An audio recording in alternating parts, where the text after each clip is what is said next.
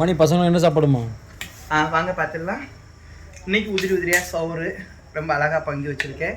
இன்றைக்கி வந்துட்டு பார்த்தீங்கன்னா பத்தலை நேற்று சாப்பாடு, அதனால் இன்னும் 2 பொங்கியிருக்கேன். இங்கே பார்த்தீங்கன்னா இது வந்துட்டு கருணைக்கிழங்கு, தக்காளி வெங்காயம்லாம் போட்டு கருணைக்கிழங்கு வச்சு புளிக்குழம்புன்னு சொல்லலாம், இல்லை காரக்குழம்புன்னு கூட சொல்லலாம்.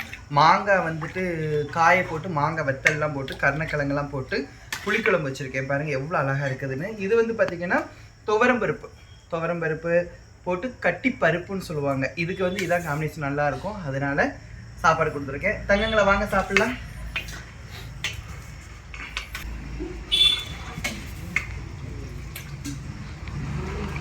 நேற்று கமாண்டில் கேட்டிருந்தீங்க, என்ன கேட்டிருந்தீங்கன்னா 3 வேளையும் சாப்பாடு கொடுப்பீங்களான்னு கேட்டிருந்தீங்க.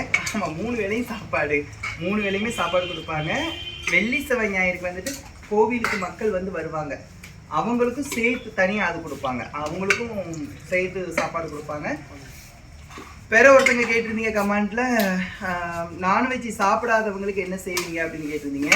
இங்கே வந்து பார்த்தீங்கன்னா நான்வெஜ் வைக்கிற அன்னைக்கு இங்கே கண்டிப்பாக வேற குழம்புகள் இருக்கும். அதான் நான்வெஜ்னா நான்வெஜ் இல்லாத அன்னைக்கு வேற குழம்பு இருக்கும் எப்பயுமே.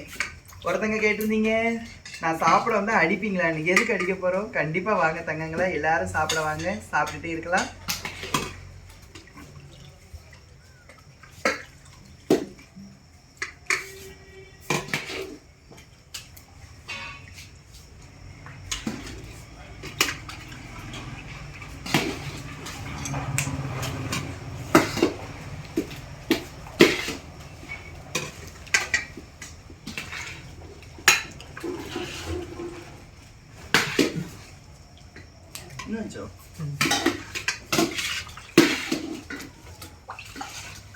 வந்துட்டு கருவாட்டு குழம்பு வைக்கலான்ட்டு இருந்தேன்.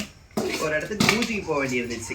ஒரு இடத்துக்கு பூஜைக்கு போயிட்டு வர்றதுனால கொஞ்சம் லேட் ஆயிடுச்சு. வேலைகள் வந்து நிறைய வேலைகள் இருக்கிறதுனால டைம் இருக்கிறதே கிடையாது.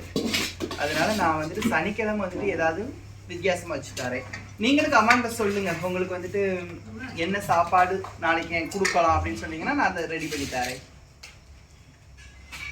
நாங்கள் எல்லாமே விறகடுப்பில் தான் சமைப்போம். பின்னாடி இப்படி இருக்குன்னு நினைக்கிங்க இல்லையா, இவ்வளோ வந்துட்டு நம்ம சமைக்கணும்னா விறகடுப்பில் தான். ஏன்னா